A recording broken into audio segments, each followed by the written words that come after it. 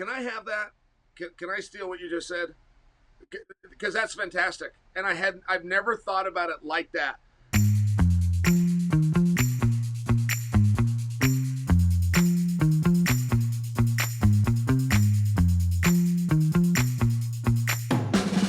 Welcome back to the Bohnfire podcast, where we talk about the UFC and mixed martial arts with those closest to the fight game. I am your host, longtime MMA reporter and MMA Junkie senior reporter, Mike Bohn. Hope everyone out there is doing well. The break is finally over. UFC 324 rapidly approaching. Of course, the card takes a huge hit. A little less than 2 weeks out, Kayla Harrison suffers a devastating neck injury, requires surgery out of her title defense against Amanda Nunes. Just a very tough blow to this event, to this division, to obviously both fighters. And, you know, we love Kayla. We've had her on the show many times, and we wish her a speedy recovery. Obviously, should focus on, getting healthy more so than trying to rush back for a fight, in my opinion. But we'll see what happens with that. It's just a real tough one to take so close to the fight. And we saw her emotion in the statement that she released. But the game goes on, the show goes on, and UFC 324 is still a pretty solid fight card in my estimation. Don't think you needed a replacement there. Don't think you needed to scrap something crazy together at the last minute, like a Joshua Van versus Manel Kape on 12 days notice or something. I think the card is pretty solid in its own right. Of course, not the optimal start to the Paramount era for the UFC, but this has been an issue over the course of the entire time I've been covering the sport. Big fights falling apart at the last minute. This time they could not save it, but as I said a few times, still a great card. And we are going to start looking ahead at everything that's to come. We did some great year-end shows, some nice 2026 look-ahead content, but the real stuff begins now in terms of previewing UFC 324 and talking MMA news. Joining me to do so will be none other than Chael Sonnen. He is here, he is back, and we have a great time talking about 5 big questions I had for him around UFC 324 and its storylines, from Paddy Pimblett to Justin Gaethje and some other main card fights. And then we talked a little bit of other things towards the end. And then after that, joining me will be my MMA Junkie colleague, Nolan King, and we are going to kind of go a little bit of a deeper dive into this Paramount era. How are things looking so far, a few days out from the first event, from various angles? Is this a disappointing start? What is going to be expected? How do we define success? All these different things me and Nolan will go over ahead of these next 7 years with the UFC and Paramount, the $7.7 billion deal they signed. So appreciate everyone being here. Please make sure to like, rate, subscribe, comment, follow, share with a friend, all those different things to help the show going. Means a lot to me. And yeah, let's do this thing. The Bohnfire is here. I will be back on the other side of the break with Chael Sonnen. We are back here on the Bohnfire. We need a big guest for a big fight week. UFC 324 finally here. Couldn't do it with anyone else but Chael Sonnen. Chael, how are you? I am awesome. I'm happy to see you, buddy. Thank you for having me on. Yes, thank you for being here. Did you hear here. Chimaev died? Did you hear this rumor about the car wreck? Jeez, yes, no, we thankfully confirmed that is not true. So yes, glad he is in good health, and yeah, hopefully we can get him into a fight sooner than later. That's right. But by the way, I didn't say that like in levity. I said that to get that out to the audience that it wasn't true. Do you remember? Yes. Do you remember when Chemo died? Do you remember when that rumor went on the internet? Or yes. Chemo too. Chemo. Yes. I remember the Chemo one. And it lasted for several days. Like, the internet's a much bigger thing now. It was a little slow, and it actually took him coming out to go, "Hey guys, I'm hearing about this. I want you to know I'm alive and well." It's one of those things. It's one of those really weird things to start a rumor about. Yeah. Like, I can't really imagine starting a rumor about somebody's death. It's a very strange thing. Unless somebody thought it was true.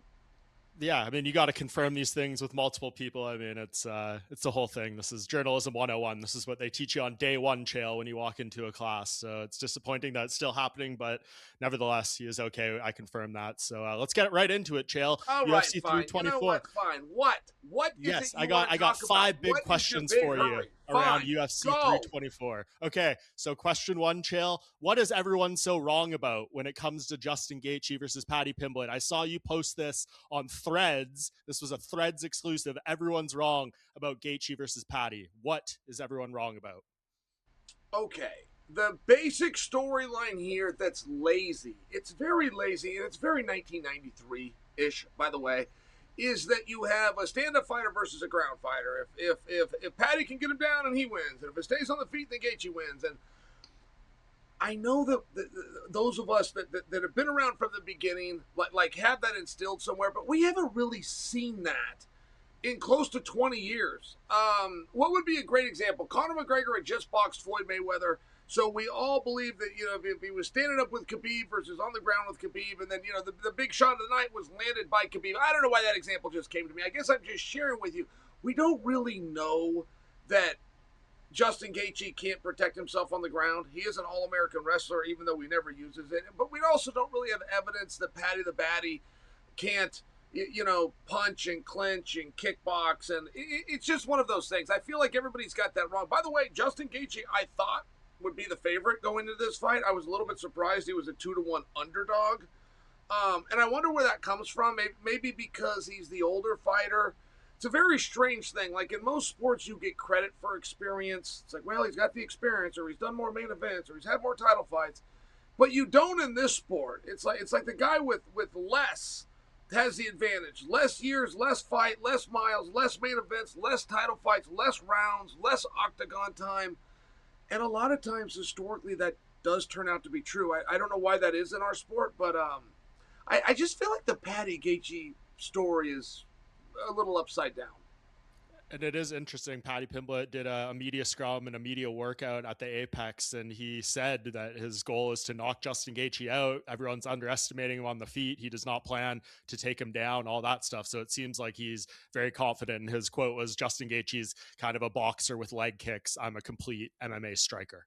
Hey, I think that's wise, though. If you go into a fight and you're straight to take him down, there is nothing worse in a fight than getting tired. A combat athlete's biggest fear, this is wrestling, jiu-jitsu, any form of combat, his biggest fear is not failure or losing. A combat athlete's biggest fear is exhaustion. It's the number one thing he's thinking about in the locker room. Like when a fighter tells you, I'm confident in a press conference, he doesn't mean that I can beat this guy. He just means I'm confident, I worked hard, I think that if it's a 15-minute fight, I think I can go 13 and a half minutes and I'll figure out the other 90 seconds when I'm out there. Like that's what confidence means. If a guy goes, I'm not that confident, it just means he's not sure he can make it to the end of the fight. Just so you understand that concept. Mm-hmm. With that said, the hardest thing you can possibly do is a takedown. There is no punch or kick or submission. There is nothing harder than a takedown. So if you go for a takedown and you don't get it, it's very bad news. Like you wanted the takedown because you didn't want to be on your feet. So now you're stuck on your feet, except more tired than you were a moment ago when you decided to get the fight off the feet. It's a big deal that Paddy is planning to knock him out or planning to stand with him, because nobody's going to go take Justin Gaethje down 5 times. It's very unrealistic goal. Paddy's going to have to win some sequences and some rounds on his feet. He doesn't have to knock him out, but he's going to have to win some moments on his feet for sure. Do you believe he can do that? I mean, he's out there saying, I've never had a war. I'd love to have a war with the king of wars. I can strike with Gaethje on the feet. And then people will say, you barely got past Jared Gordon in a mostly striking fight. Obviously, that was a few years ago. Fighters improve, everything like that. But the most recent version of Paddy that we've seen, the one that beats Michael Chandler a little better maybe, is he capable of winning an all-striking fight with Justin Gaethje? I don't know. I know. Great analysis, Chael. Glad I had you on. But if I could just be very candid with you, my thoughts on Paddy, because I think it's very relatable. I thought that Paddy was an interesting guy, that was a regional fighter, that with good placement on the card, particularly fight nights, could sell some tickets around England. This is what I thought Paddy was. But I must tell you, he's dealt with adversity. He's dealt with a knee injury. Paddy's not some little boy like people think he is. This guy's married. He's got kids. Like, Paddy's not the guy we thought he was just because he's got a good quip and a weird hairdo. Like, it turns out he's a real professional. And it also turns out, at least from my perspective, I haven't seen anything that disqualifies his potential of being a world champion. I've seen him come back. I've seen him, behind in fights and come back. I think it's 2 or 3 fights where he's lost the first round and he's had to put a pace on a guy. And we didn't know if he had that. One thing that we questioned on Paddy when they call him Fatty the Batty because his weight was going up and down. Yeah. That appeared to be a lack of discipline, and usually it is, but not every time. There's certain guys. I had a teammate in college named Doug Lee. He could gain weight and he could lose it. You'll know a fighter named Mark Munoz. Mark could gain weight and he could lose it, but the losing the weight was a byproduct of getting into really good shape. So I just share, like, I don't know where Patty's holes are. I haven't seen a weakness. In fact, I've seen growth. His wrestling, or the ground and pound that he put on Michael Chandler, like, that dude is getting better. And not a lot of guys do. You get signed to the UFC and you kind of try to hold it right there. Then you got a maturity where maybe you get a bump just for puberty and, your man strength and whatever steroids you're getting past the test. Like, there's weight, but you don't really get that much better at this sport. He is. He is actually getting better in certain areas. And yeah, why would we think he couldn't stand up with somebody? I'm curious to see how that ultimately goes. We'll get into Justin in a moment and his desire to screw up all the plans, but do you think the UFC is rooting for Patty here? Like, this is the ideal outcome. They originally wanted him versus Ilia on this card. That was the plan. So I imagine that's still somewhere in the back of their minds. I love those conspiracies. And there was a time, by the way, there was a time when they were building towards a fight and not only wanted someone to win, kind of needed them to win. And I really haven't seen that in about 7 or 8 years. Like, Dana White made a brand promise that the best are going to fight the best and we're not going to be like boxing. And he has held to that. So, is there somebody that's better for business that you kind of, maybe, but I haven't seen somebody get protected since I don't know. Let me give you an example to the opposite, by the way. Sean O'Malley's the biggest star in the sport. We're going to go to Sphere. The worst matchup possible is Merab. They give him Merab. The second biggest draw in the sport at that time, I'm going back, is Alex Pereira. The worst possible matchup for Alex Pereira is this unknown guy named Ankalaev. They give him Ankalaev.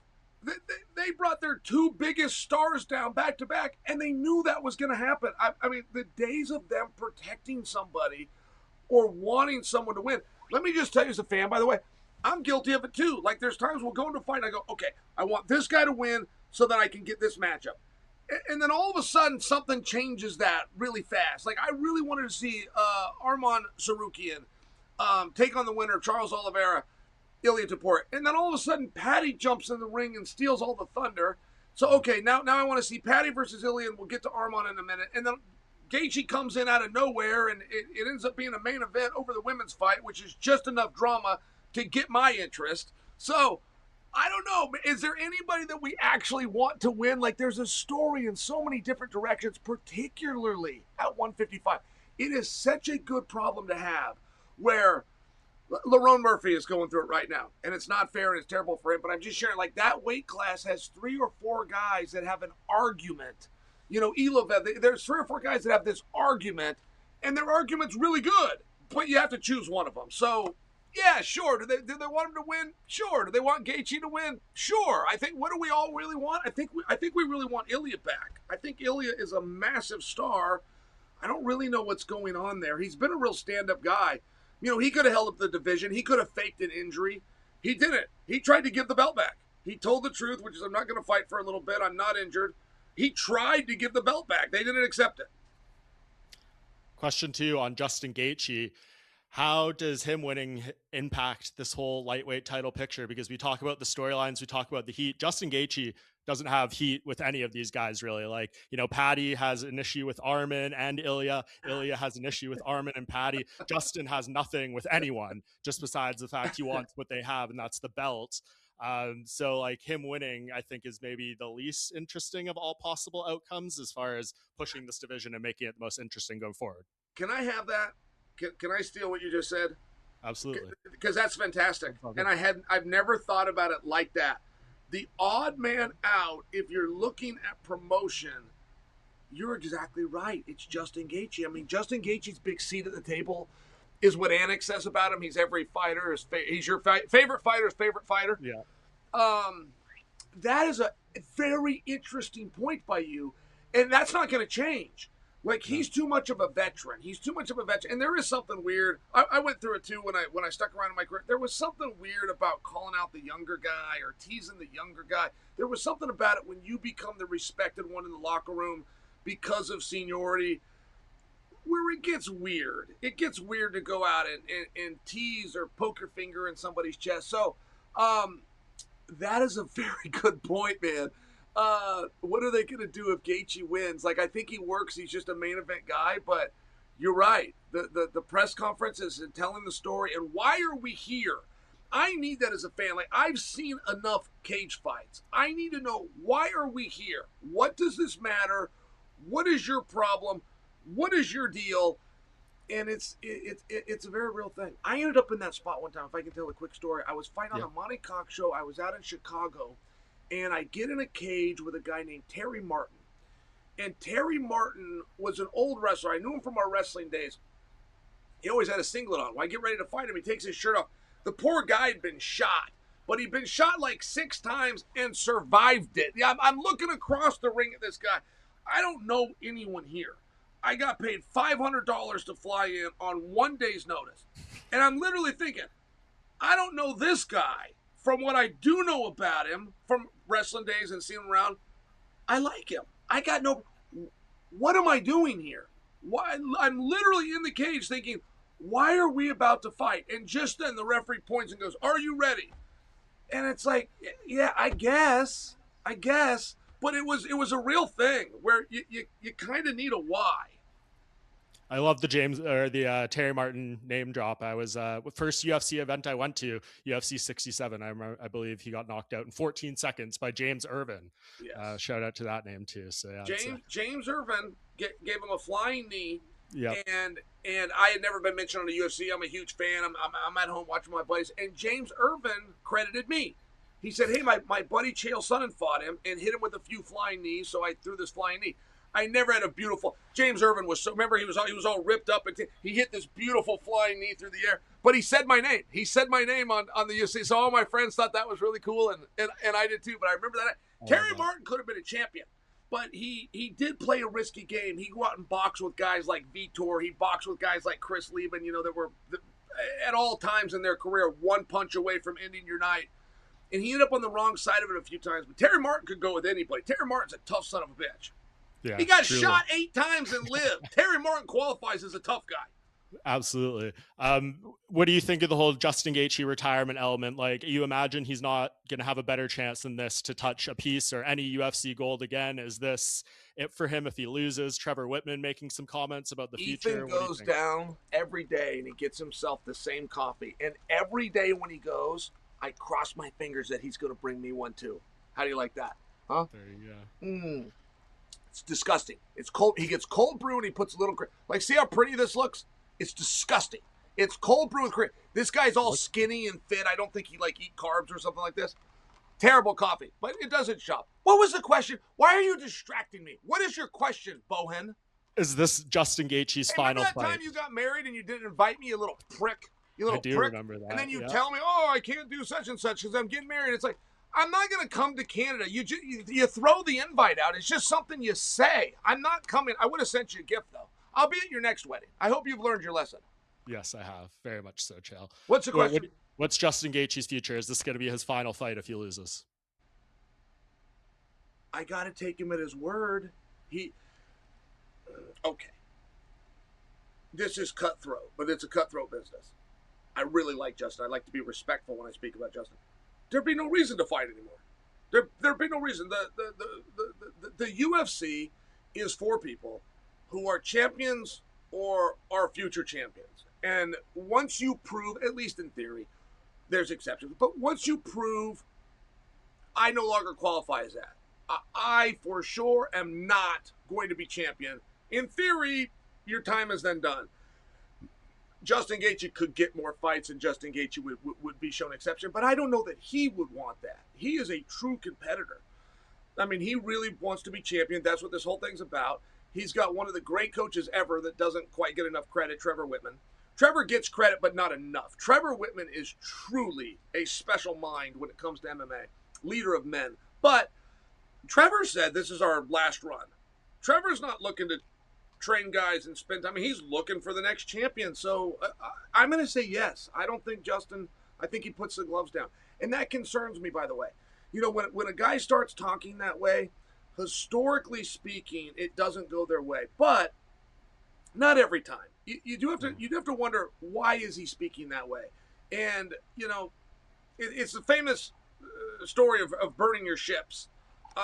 You know, you burn your ship so that you have to conquer the country. You can't go back. And so sometimes an athlete will put himself in a position of urgency. And I think that's what Justin's doing here, at least attempting to do. I don't think he wants to be done. I think he wants to win that belt and go defend it a few times. Yeah, no, he has the big retirement plan goal. He wins this fight, he beats Ilia, then he avenges a loss to either Max Holloway or Charles Oliveira. So you know, I was a little annoyed. Can I tell you, I was a little annoyed with Justin for this reason.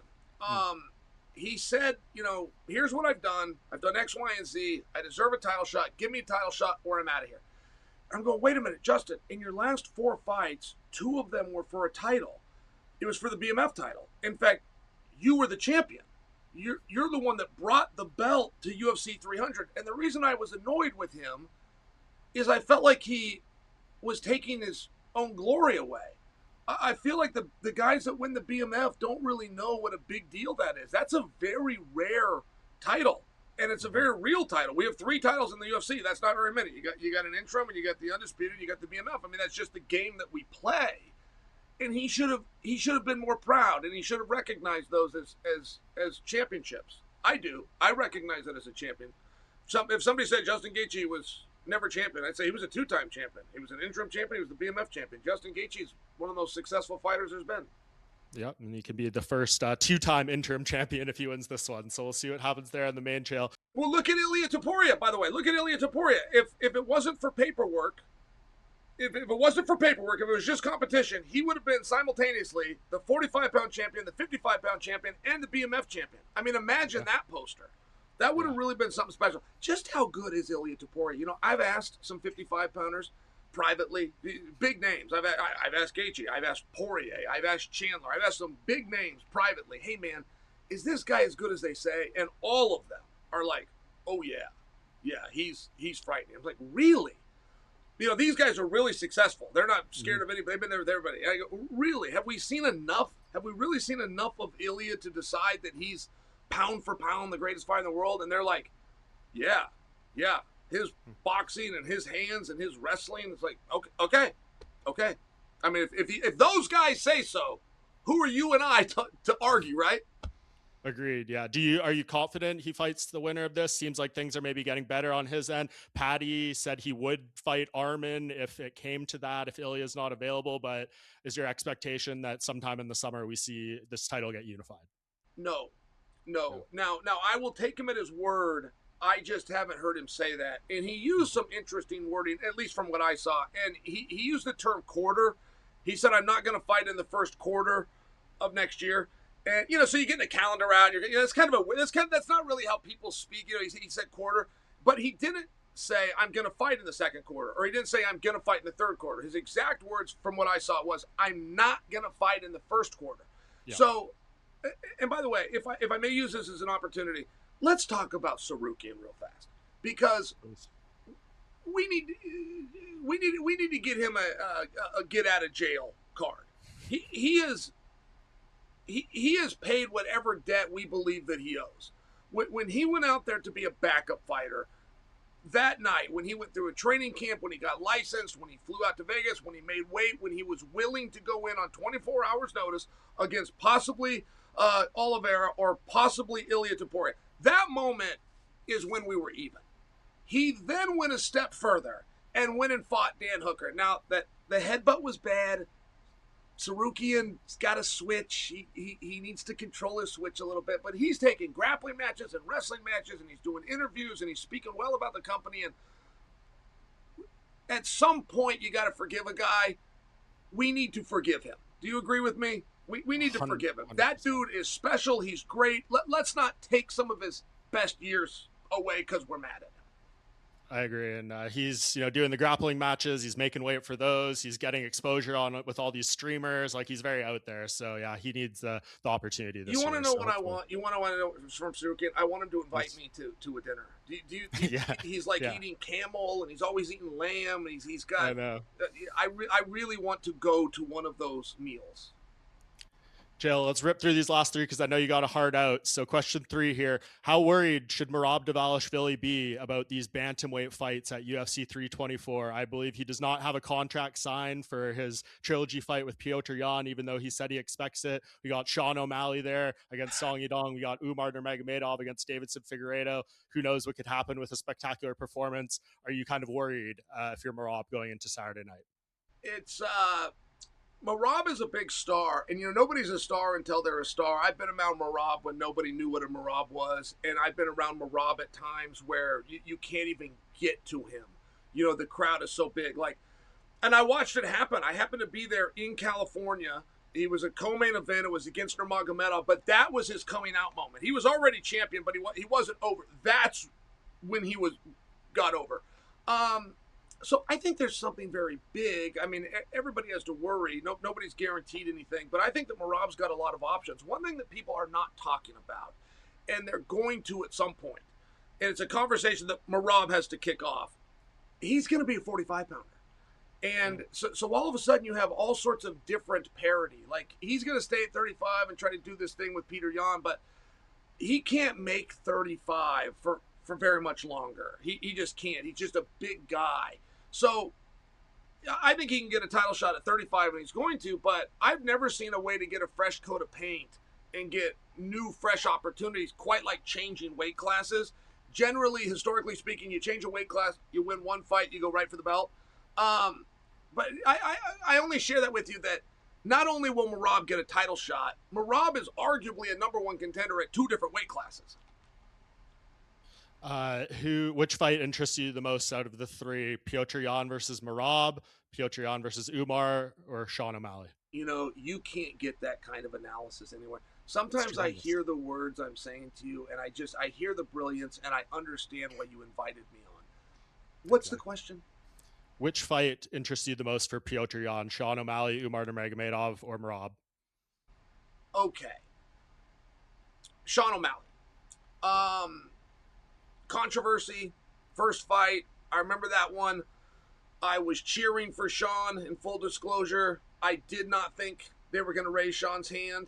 I didn't have a problem with it like some people did. It was a really, really close fight, but I just share. Even Sean was surprised. Like Sean's a really honest guy. He's like, man, I didn't know if I won that fight. So I just think that they might have a little piece of unfinished business that even Petr Yan would like to square up, and nobody really builds a fight like Sean O'Malley. You want to know a fight that I'm not overly excited for, and I'm trying to, is the Song fight. I don't fully get it. I was a little surprised with the booking just because I didn't get it. I mean, O'Malley's got heat in 5 different directions, except that one. I don't know that he's ever said Song's name. And so it was just kind of a surprise. It brings me back to a point I was making a minute ago. Why are we here?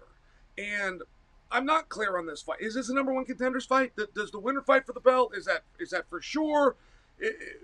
Why are we here? Why are these guys about to fight? Why are we putting one of our biggest stars against Song, which is a wildly dangerous match? And I'm open to any answer, but I think it's a fair question by me. Why are we doing this fight?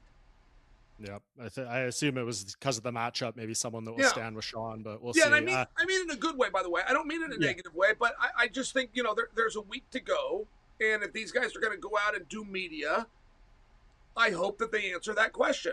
Why are you guys fighting?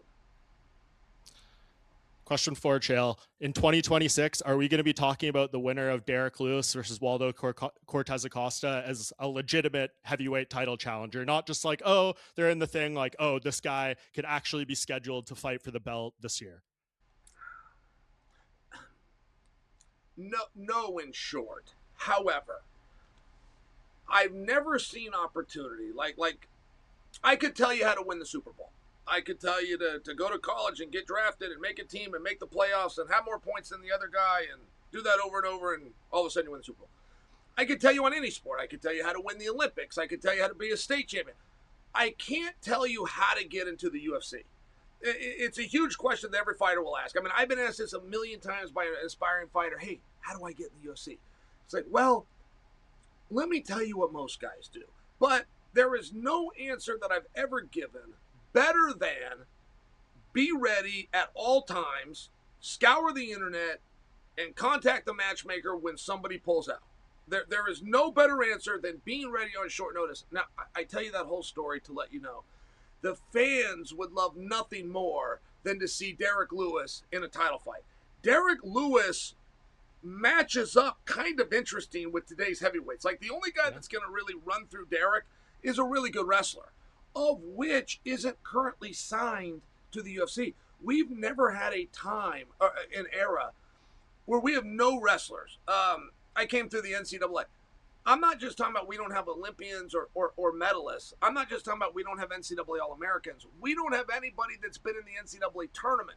I don't just mean in the top 10. I'm talking about under contract. The UFC heavyweight division currently has 0 wrestlers. And Derrick Lewis matches up really well. Now, how are you going to get him in there at 40 years old? It's got to be a short notice fight. It's got to be something happens and you put him in.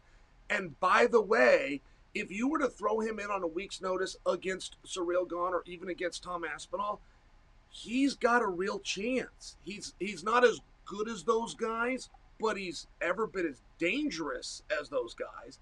They could knock him out, but he could knock them out too. So, no, we're not going to be talking about the winner of that fight for a legit title shot, but for a last-minute replacement, sure. Great guy to turn to would be the winner of that fight. Yeah, and people are going to jump on you, Chael, when you say no wrestlers. They'll say Curtis Blades, but look what Derrick Lewis already did to Curtis Blades. That rematch isn't in the orbit, so I think what you're saying is still correct. And Curtis, just for clarity, Curtis is a national champion, a junior college national champion. That's the same championship that John Jones won. It's a very legitimate title, but it wasn't NCAA. So if I use NCAA as a standard, which is kind of a loose standard, it's kind of where a decent wrestler goes. I am correct in the statement, but you were also correct to say that Curtis was a very good wrestler. John Jones was a very good wrestler as well, in fairness. Yeah. Joe, I know you got a hard out. Do you have 2 more minutes? Of course I got 2 minutes. Okay. All right. I'm going to skip this, make this one question 5. Not UFC 324 related, but who should Conor McGregor fight at the White House? Dana White saying, Michael Chandler, goodbye. You're no longer in the equation. He didn't even say with certainty, I know Conor's coming back. He said, we'll see what happens. I don't know, all these things. But if we do get a Conor McGregor fight, and it does happen at the White House, and Michael Chandler is not in play, who's the guy? Yeah, I would love your opinion on this. Because I wrote down 5 names. Sure. Well, okay, so here's the thing. Here's the bad news, okay? The reason that Chandler made a lot of sense is I don't know anything about that fight. I don't know if it's going to be 3 rounds, 5 rounds, co-main event, main event. They're going to make up a belt. I don't know anything about that fight other than I know that fight will not happen at 155 pounds. Conor McGregor is not going to weigh 155 again. Right. So are we going to do a catch weight of 165? Are we going to make it 170? Conor is so out on cutting weight, he'd like to do a fight all the way at 185. Fight like a 55 or 70 pounder, but weigh in at 185. What I'm sharing for you, the reason that Chandler worked is the weight class doesn't matter. The ranking doesn't matter. The fight really doesn't matter. This is about drawing, selling tickets, and Conor McGregor. So if you remove Michael Chandler and you insert somebody else, you're telling that guy you don't matter.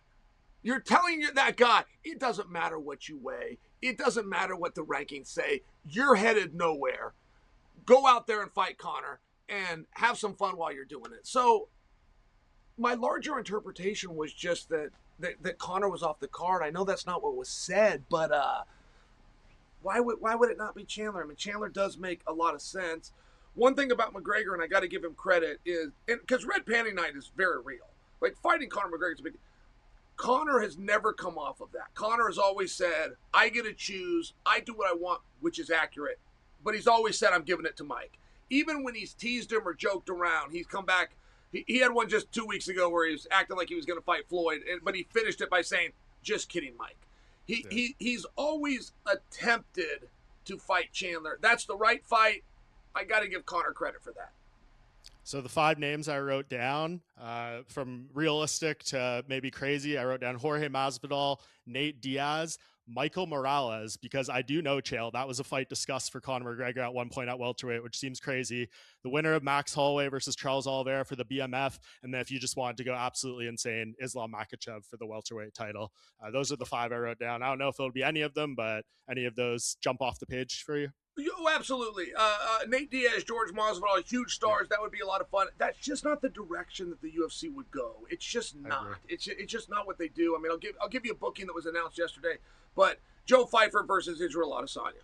I mean, if there was an ultimate pass the torch moment, it was the signing of that fight. But that's really how it works. So if you're going to do the fans a favor by putting Conor on the card, or you're going to do Conor a favor, you got to write him this great big check.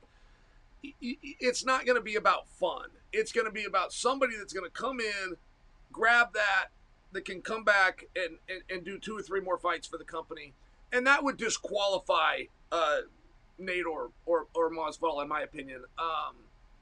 So we'll see where that goes. I don't know if Islam's got the...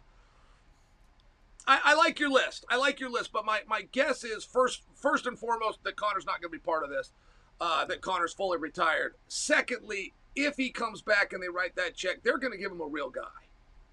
Yeah, that's why I thought, Michael Morales or Shavkat. I don't think those are insane names to drop, but we'll see. The other thing Dana White said in that Complex interview was he was asked about Jones versus Pereira, and his immediate response was at 205. And I've never heard him respond in that way. Do you think if we get this fight, that's what the UFC is going to want? I think you've said this before. I've said this before. That's the way this fight makes the most sense, is John challenging Pereira for that 205 belt that he has so much history with. That's right. To quote Joe Rogan, that would be the biggest fight in the history of humanity. I don't know that I disagree, for our industry. That is such a massive and mega fight. The one thing that it lacks is a belt. But we can fix that really fast. Have them fight. Just have John come home. Have him come back down to 205 pounds. Let's figure out who the best 205 pounder of all time is. Let's put that up, as well as the current world championship.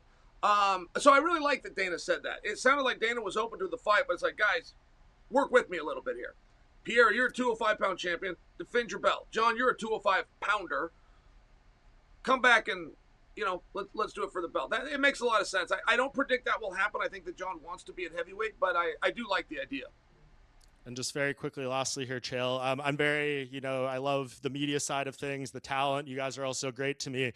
They released the talent lineup for the first Paramount event, UFC 324. To my disappointment, your name was not on there for the desk or anything. Can you give us an update? Are you just taking the show off? Do you have plans to work with Paramount? Are you still with ESPN? Where are we going to see you as far as like UFC programming and things like that in 2026? No, and thank you for asking. I read that same thing.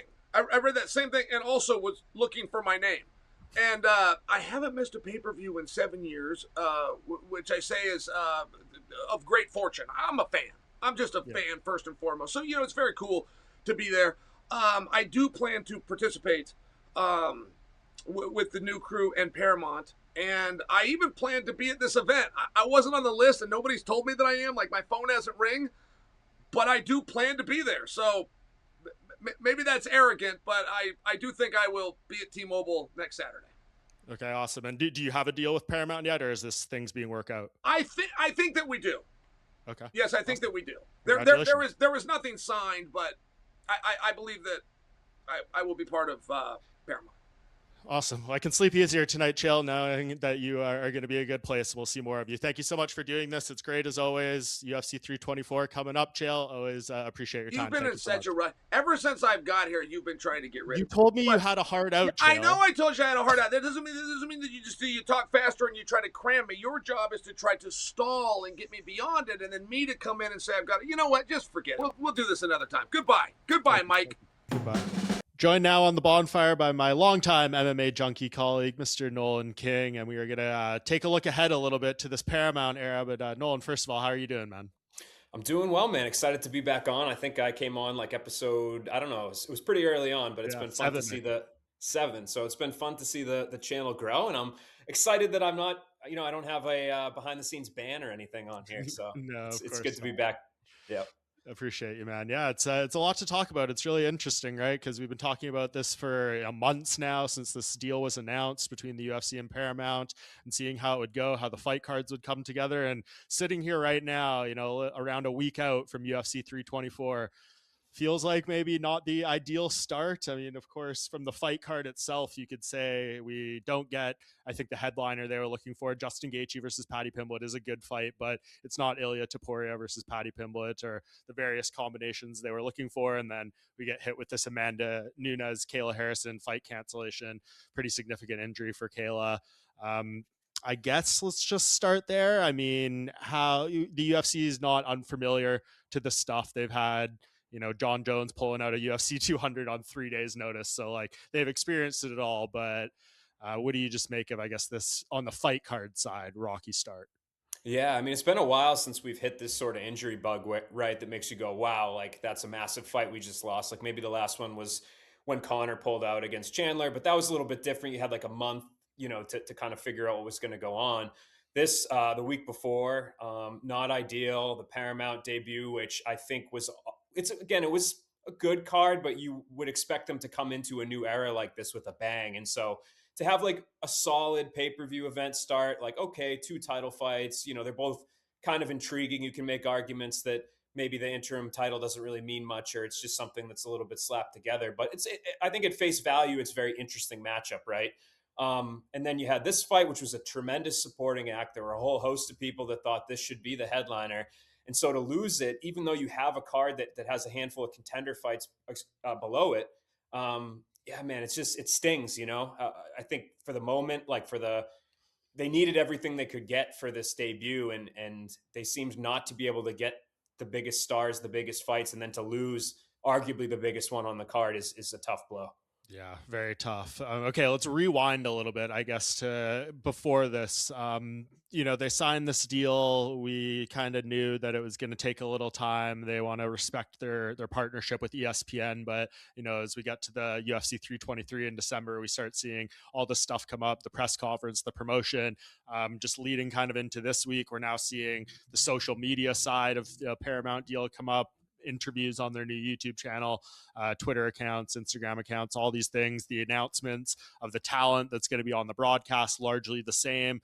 Kate Scott coming in from the soccer world, I guess, to do some desk hosting.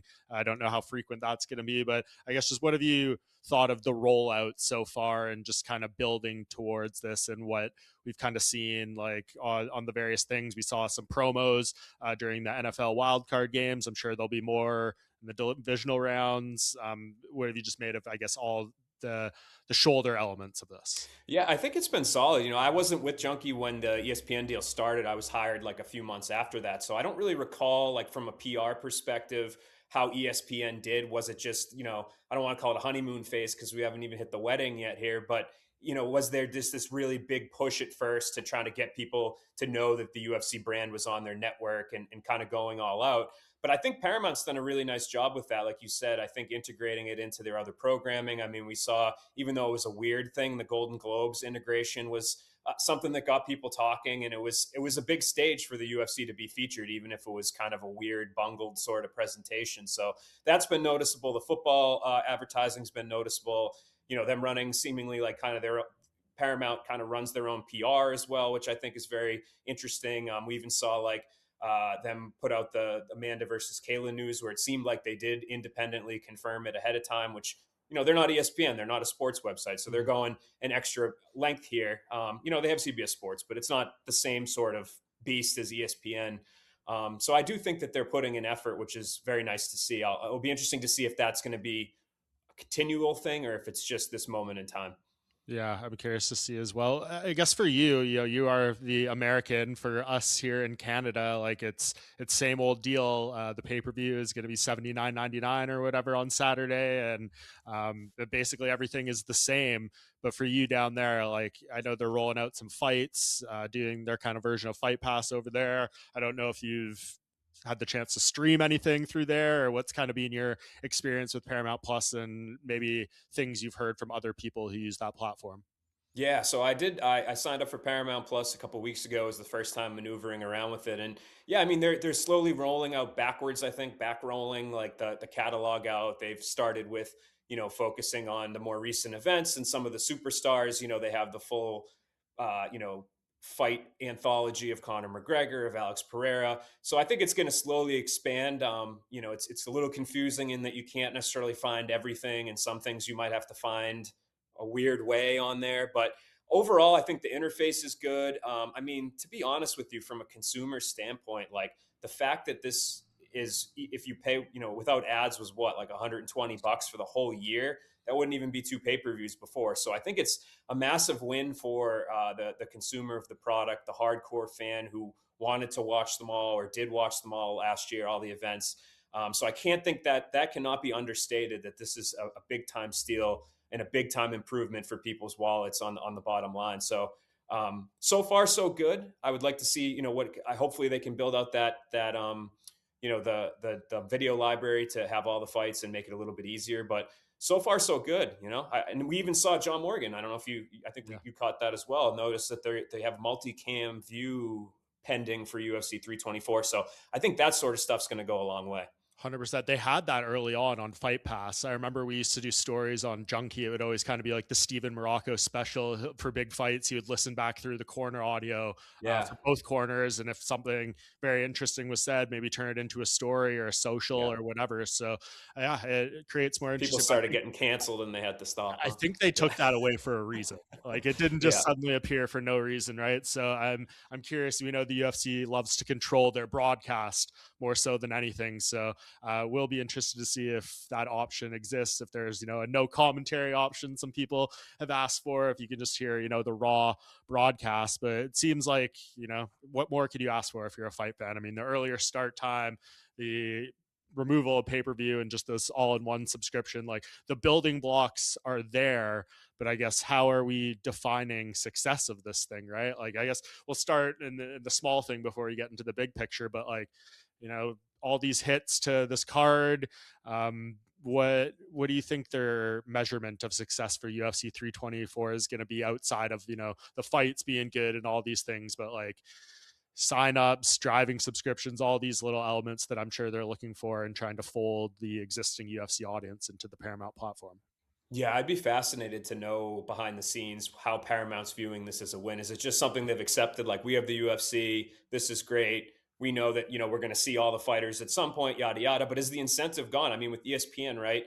Like they had certain markers that they had to hit to make it a win, for it to be a home run sort of pay-per-view or a triple sort of pay-per-view or a double sort of pay-per-view. I believe they did it like gold, silver, bronze or something. I had heard somebody say at one point. So how do they do that when there's no money incentive, additional money incentive? People are just paying a flat fee. I don't really. It's a fantastic question. They're keeping with the same amount of events. I thought maybe that they would, not force the UFC, but come to terms with the UFC to condense the schedule a little bit, to make a little bit more juice to be squeezed out of every event. But man, I would be interested to know if there's any sort of incentives, on maybe maybe it's like in baseball, right? If in order for a player to get their max contract, they have to hit certain markers. Does the UFC have some sort of, or does Paramount have some sort of baseline that the UFC has to hit in order for the deal to be maximized? I don't know. But it's something that would be very interesting if the UFC was willing to pull back the curtain a little bit, but I don't think they're going to be doing that anytime soon. No, of course. It's all going to be honest to kind of speculate. I doubt they're going to be, releasing the numbers besides whatever they're forced to publicly. But yeah, it's going to be interesting to see how engaged people are in this, because I assume it's one thing if you have a Conor McGregor fight kicking off this era or something where people are going to go out of their way. Like if you're not a UFC fan, like is what they're offering here to kick things off, even if it's the back-to-back numbered events, right? If this one doesn't bring you in, maybe for whatever, I don't know if this one wasn't bringing you in, why Volk versus Diego Lopez and that card would do the trick. But like, is this doing anything besides getting the people who were subscribed to ESPN Plus for the UFC to come over?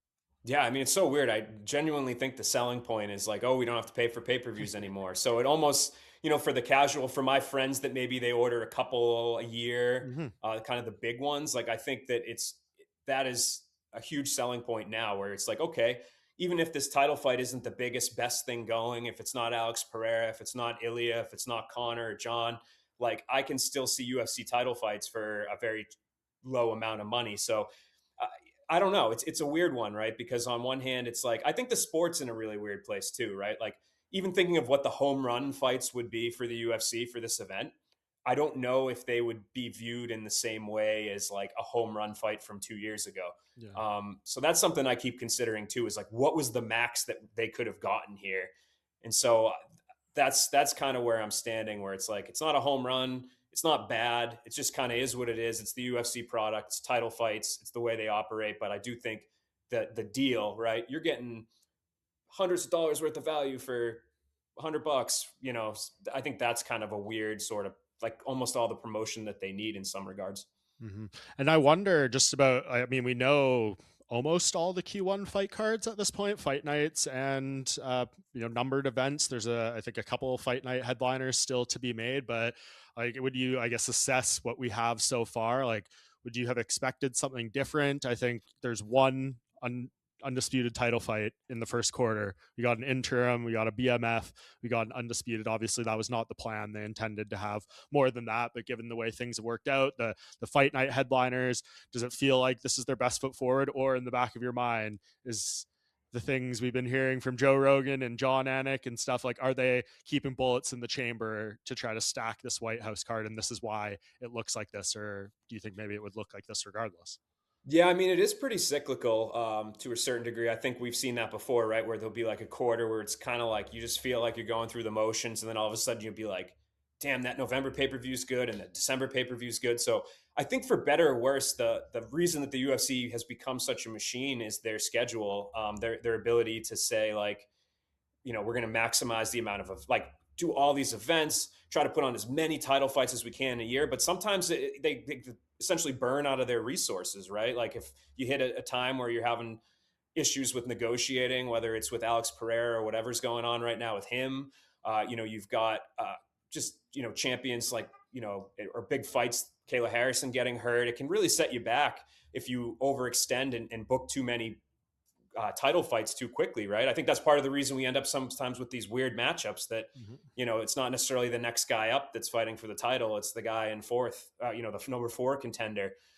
So I think that's the biggest thing that makes the UFC money, but it's also the biggest thing that I think as a diehard fan hurts like the quality of the brand is the fact that it's just about the bottom line here is making sure that you have fighters in slots. And so I think that kind of, you suffer on the enjoyment side as a fan when that happens. Yeah, and then you get a couple key guys unavailable, and it really makes you dig down deep. And we get a fight like this. I mean, I know I say this all the time here on Spinning Back Click. Like most of the UFC product we see is not Plan A. It's usually much further down the alphabet, and I think this is a pretty prime example of that. And it's not all to their fault. I think they efforted best, but you can't plan for Ilia Topuria to have a personal situation or whatever it may be. So these things happen. But I think what you said there was interesting, and it kind of folds into something we have to hit on. We don't need to spend a ton of time on it because I feel like it's the in vogue thing right now to shit on Dana White and his efforts and these interviews and pick them apart and say he's not trying and he's lost interest and all these things.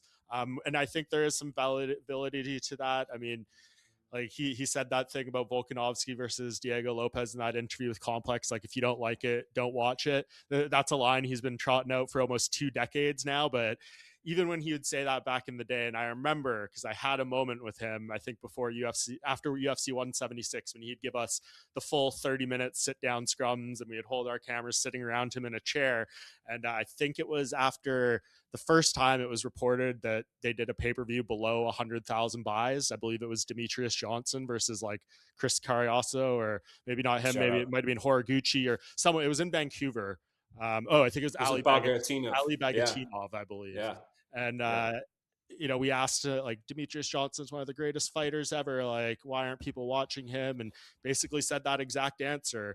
If you don't like it, don't effing watch it. And I said to him, isn't it your job as the UFC president to try to convince as many people to watch every fight as possible? And he quite literally picked up his chair and turned it in my direction and was like, oh, you're one of those guys who says I need to do this, this, and this. And we had a little back and forth. It was, fine. It wasn't too heated, but like, you could tell his passion in defending why he said that was strong, was evident. This one, he's just says the same thing, but there's not the same motion behind it. So I see what people are saying, but how critical is Dana White's enthusiasm, excitement, actually promoting these fights in a way that gets people, on the edge of their seat to the success of this 7-year Paramount stretch? Yeah, I mean, I think two things can be true at once. One is that Dana's just showing up on a podcast, or his presentation, if you're a real casual fan, you don't know much about the UFC, it still drives through. I have friends that don't watch fighting and they're like, oh, I listened to him on podcast. Seems like a cool guy. He's got that. Like, he clicks for us. People are very interested in him, and they always will be. He's the biggest star in the sport in some regards. At the same time, I think it can be true that his interests, I feel, he's focused on a lot of different things. He's got an energy drink. He's got bull riding company. He's got Power Slap. He's got, whatever else is going on. He's with Meta now. So the enthusiasm in this, like the amount of detail that he can go into, even when describing like contender fights, has been significantly limited, right? Never mind kind of the guys on the prelims or things like that. So to me, this would be a great point in time for Hunter Campbell to start speaking more. I know this year, Nolan, it might happen. I hope so, man. Like, he's super capable of it. I've listened to him on all sorts of commission hearings, the ABC conference. He is an awesome speaker. He's somebody that in rare instances, like when the Conor McGregor USADA split came, he was the guy that was up there talking. I think he's super capable. His thought line is probably in line with Dana. And to be quite honest, he is kind of the brain of the UFC at this point on a day-to-day. So he is the one creating what the narrative they want it to be a lot of times. So I don't see any reason why 2026 can't be, Hunter Campbell sitting up there at the microphone. Yeah, I just wonder how that would work. Like, if he stepped a little more to the forefront, would that mean Dana steps back a little more? Because I assume the last thing you want is them both doing media individually and sending mixed messages or not being on the same page with something. Like, that's probably why it's not happening already to a degree. But as I alluded to, I think that could be in play this year, but I assume that means Dana isn't going anywhere. And do you think this is just what it is now? Like, could we see a turn? Are we just getting him on bad days? He's not disinterested in talking to the people he's talking to, or like, can you see a moment where, the Dana White of old per se reemerges, not just for one night and one card? I'm sure he'll be out there at his best for the White House and things like that. But is he ever going to get back to the point where he's announcing Israel Adesanya versus Joe Pyfer and he's not reading their stats off a piece of paper? Yeah. And this is like, for me, I know people are going to be like, oh, the MMA media is so critical of him or blah, blah, blah. Like, it just feels like a very dull time in the sport. And so to also then have a very dull presentation on top of it is just very difficult to watch. And, you were given, when you were talking about your little spat with Dana many moons ago, like, I encourage people that are new fans to go back and watch some of those Dana White scrums, right? Because it is like a different sort of totally different planet than what the press conferences are like now, in terms of like the detail, like the thoughts that he would present that could be questioned upon. It was like rabbit holes, and very aware of everything and every fighter and fighters in other promotions, and going to Bjorn Rebney. Like, it was one of the best attractions as a fan that followed the sport at that time, to wait and see a Junkie or whoever post that afterwards. You just felt so like you learned like so much, and you got so much perspective on the direction of the company, what was going to happen, what fights might happen. So obviously over time we've gone in the wrong direction away from that. I don't think the toothpaste can be put back in the tube. At the same time, I do think, hopefully, and I know he's got a lot of smart people around him, they're like, okay, like, we need you to do maybe a little bit, present a little bit more, or give us a little bit more at these, especially with those announcements. I feel like initially were very energetic, almost over the top. And now it's very much like reading off of a piece of paper. Yeah, it's interesting. And as I said, don't need to harp too much on this, but I think it is relevant. And, he did say, I think, to Stephen A. Smith, that like CBS gave him 5 initiatives that he needs to complete this year. And like, it's all about reproving myself. Like, this is back to zero. What we did every year before this doesn't matter. I mean, you proved yourself in a way by being enthusiastic, caring about everything so much. And, that's what got the UFC to where it is today. And I'm firmly of the belief if Dana decided he didn't want to do this anymore, the train will go on. This is a big enough where it can be self-sustainable. And, I think there's part of him that cares. Like, I know promos aren't coming out, posters aren't coming out without his approval, but you listen to him back in the day, like there was not a single thing with UFC branding attached to it that did not have Dana White's fingerprints on it. So that is no longer the case. That's, a testament to what they built here. But like you said, he's the biggest star, and he's the biggest star because he's always present. The fighters disappear. They come around once, twice a year, 3-4 times if you're very lucky and you're a special guy, but he's the one who's there for every fight. He's not getting injured, pulling out fights. Like he's the face of the UFC. So we'll see how this evolves. But like you said, if they're trying to cash in on the steal and people want it worthwhile, I think he needs to be at greater enthusiasm. And I guess almost can close on this, Nolan. I think it ties well into this. Like, you can say whatever you want about the UFC. You can be critical, you can be positive, all these things. Like, there's no doubt that this is the number one organization in the sport. They've proven themselves decade over decade at this point. There's never been a time in UFC history where I think I would ask the question this way, because they've always exceeded, and it's only gotten bigger and better over time. Is there any part of you that wouldn't back the UFC and the thought of it being better coming out of this 7-year deal than it was going in? And then you could tie that into, I was going to mention to you the comments Laura Sanko made to me on the show last time around about, seeing the prioritization and rewarding of exciting fighters. We see the people who are getting released, the Renat Fakhretdinovs of the world, some heavyweights, things like that. Like, they're clearly, the matchmaking, they're clearly trying to do something here where they're, focusing on entertainment, pushing those guys. It all kind of ties together. Like, is that going to be bad for the sport over 7 years? Is this going to deplete a fan base? Like, is there any part of you that thinks this deal actually won't make the UFC better and where we're trending towards over these next 7 years?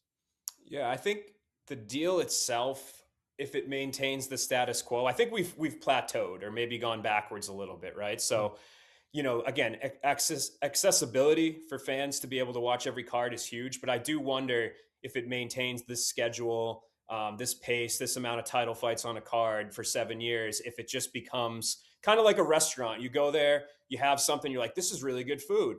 And then you eat there all the time, and it's just kind of like, okay, I kind of want something else. Like, that's what it kind of feels like to me, unless you're like, oh, now they serve this thing or that thing, or, they, whatever. So that is kind of a concern to me. Is it just becoming, maybe you'll have your Super Bowl once in a while, but for the most part, is it just like tuning into, a random regular season NBA game where you're kind of invested, you like the sport, you like basketball, but you're not, at the edge of your seat excited. And I felt like that was something that was really special about this sport, right? Was that there was a period in time where almost everything you tuned into felt big. And so it doesn't feel like that anymore. I think again, I don't know how much Paramount has in terms of say in the schedule, but I do, and this is not like an MMA media hates fights thing. Like, I just do think cutting back on the schedule would do the sport wonders. It would make nights feel more special. It would build anticipation. It would allow for fighters to heal, for the bigger fights to be made when people are ready, and not to miss out on those opportunities as well. So I think we've plateaued. We've maybe gone backwards. If we stick with this, it's going to be where we're at, but just cut back a little bit, Paramount. See what happens.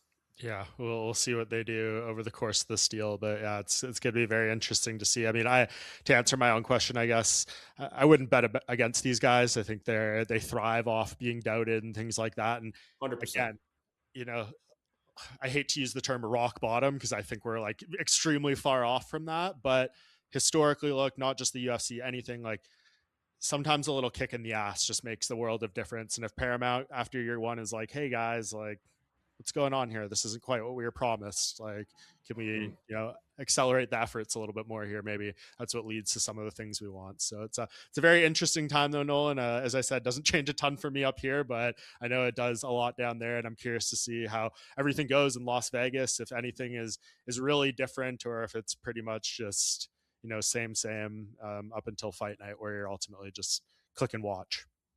Yeah, I guess we'll find out, but less than a week away now, or a little more than a week away. I don't know when this will drop, but Yeah, I we're think getting there. we're putting it out soon. So yeah, it's Gotcha. appreciate you taking this time, man. I thought this was an interesting conversation, one to have. Is there anything that you wanted to kind of speak on this that we didn't touch on? No, man, just you guys can find my work at MMA Junkie, Tapology, all that good stuff, and Mike's gonna keep killing it here. But yeah, I'm excited, man. It's been nice to have this break off. I talk about anticipation. I'm looking forward to one way or the other seeing some fights again. It's been too long. Yeah, and I think that speaks to what you said there of, having less events. The absence makes the heart grow fonder in the sport in particular. So I think this one will do well for my expectations, because I think anyone who enjoys this stuff even a little bit is going to be kind of chomping at the bit to see something happen here. So, and how could you miss a Justin Gaethje fight? I don't care if it's for, any title, anything. Like I ain't missing that single fight from that guy, and it could be the last one for all we know. So yeah, still up there. I think maybe for me, most exciting fighter of all time still, but we'll see if he can hold that. All right, I appreciate you, Nolan. I'm going to take a quick break, and I'll be right back to wrap things up. That does it for another edition of the Bohnfire podcast. Thank you so much to Chael and to Nolan for their time. That was a lot of fun. Thought we covered a lot of ground there and went in depth on a lot of the big stuff going on right now leading into UFC 324, into this Paramount era. So hopefully you guys enjoyed that. I certainly did. I know this episode is dropping a little earlier than usual as far as UFC 324. It's a crazy week for me coming up. Sunday night, might be listening to this after that, flying out to England is our late producer Abi Subhan's funeral on Monday. We'll be in England for about 25 hours, and then it's a long flight from London to Las Vegas, UFC 324. I will arrive there Tuesday night, then Wednesday will be media day, Thursday will be the press conference, Friday will be the debut of Zuffa Boxing at the UFC Apex, and Saturday will be UFC 324. So I'll be covering that event with Ken Hathaway at MMA Junkie, and we'll try to bring you some good stuff here on the Bohnfire channel as well, time permitting and workload permitting. Obviously, the Junkie stuff is the priority, but make sure you're following over there as well for all that content and whatever else we may come up with here. So appreciate everyone watching, appreciate everyone tuning in. As I said off the top, please make sure to like, rate, subscribe, comment, follow, all those different things. Helps us out a lot here as we try to keep growing the show. For now, that does it. Until next time, I'll see you all back here by the Bohnfire.